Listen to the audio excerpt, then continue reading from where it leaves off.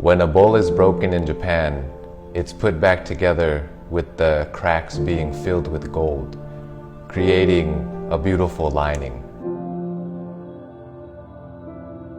This is to emphasize the beauty in what was once broken. They believe that when something has suffered damage and has a history, it makes it more beautiful. And the same goes for human beings. Everything that you've been through, everything that you're going through, doesn't make your life uglier, although it may seem that way when we're going through it. It's up to us to choose to paint our struggles with gold and make it beautiful. You are not broken beyond repair. You can pick yourself up and learn from what's happened and become a better person from it because of the struggle that you've been through. You can wear your scars proudly as a badge of honor, as if to say, look at what I've been through. It's made me who I am today, and I can get through anything life puts in front of me now.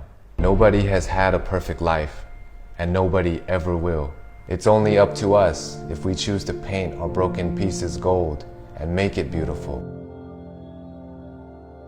Don't be ashamed of what's happened to you. Everything that has happened to you has happened to you for a reason. So the more we deny, the more we complain and don't accept what's happened to us, then it doesn't become useful. The moment that we accept and find what's useful in the struggle, the things that we've been through, that's just like us painting the cracks in our broken pieces gold, turning something that could be ugly into something beautiful and inspiring.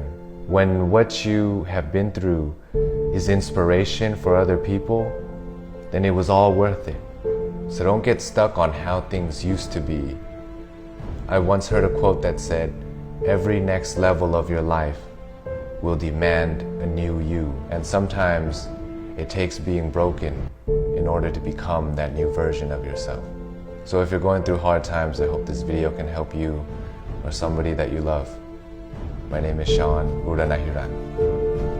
สวัสดีครับ